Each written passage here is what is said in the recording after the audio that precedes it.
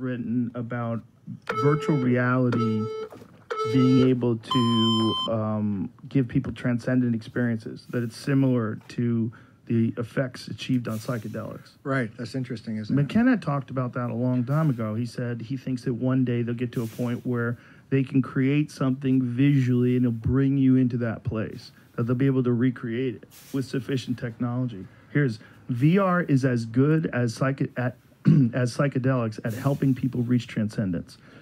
On key metrics, a VR experience elicited a response indistinguishable from subject who took medium doses of LSD or magic mushrooms.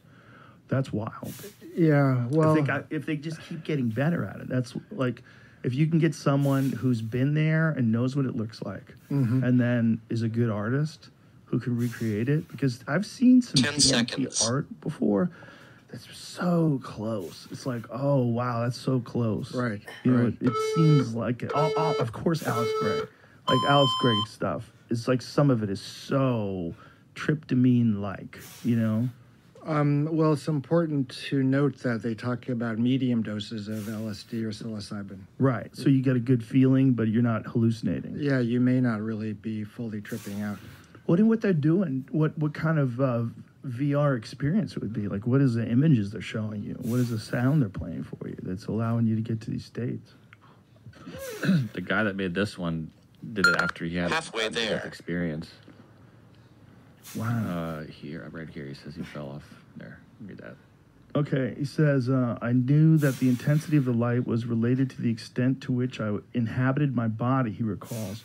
Yet watching it dim didn't frighten him. From his new vantage point, Glowacki could see that the light wasn't disappearing, it was transforming, leaking out of his body into the environment around him.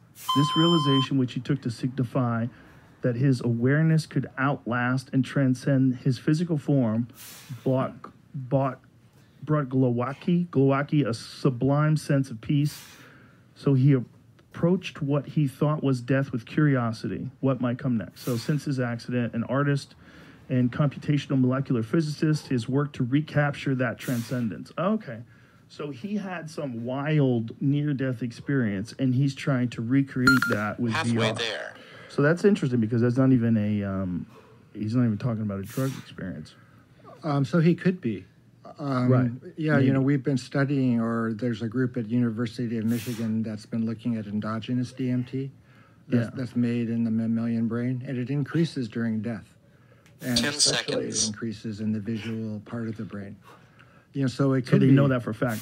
Yeah, they know that for a fact. It's a 2019 study. When I first met you, there wasn't nearly as much data. And I remember you were talking about how much anecdotal data that points to the idea of the pineal gland being the source of DMT, but there wasn't a mammal model. Yeah, the pineal DMT story, it sounds pretty obscure, but it's pretty controversial. I mean, there are some data supporting the view that the pineal makes DMT and other data don't. I think you and I met at Starbucks on Ventura. Halfway there. In, I think, 2009. I was out there for my high school reunion, and we met at Starbucks on Ventura. I think it was in Encino. And, we were talking about DMT. Do you think, I remember that. Do you think that DMT is produced 10 in seconds. all over the body? Like, they found it in the lungs, they found it in the liver, right? Do you think it's just something that the body produces everywhere? When they first discovered DMT in mammals, people were focusing on the lung. And, they were also interested in DMT being involved in psychosis. And, there was a, joke, or I don't know if you'd call it a joke, but an idea that schizophrenia was a lung disease because you were producing, too much DMT. And they were doing studies to inhibit DMT in schizophrenics or increase it. Oh, wow. That makes sense. Yeah, it does make sense. Halfway That there. completely makes sense. Yeah. That could be what's wrong with them. It could be. And if you could block DMT naturally or with a vaccine or something, you might have it. That completely makes sense because I've seen people on it that like fight it and panic. And imagine if that was like a constant state. 10 seconds. That would look totally similar to someone being schizophrenic.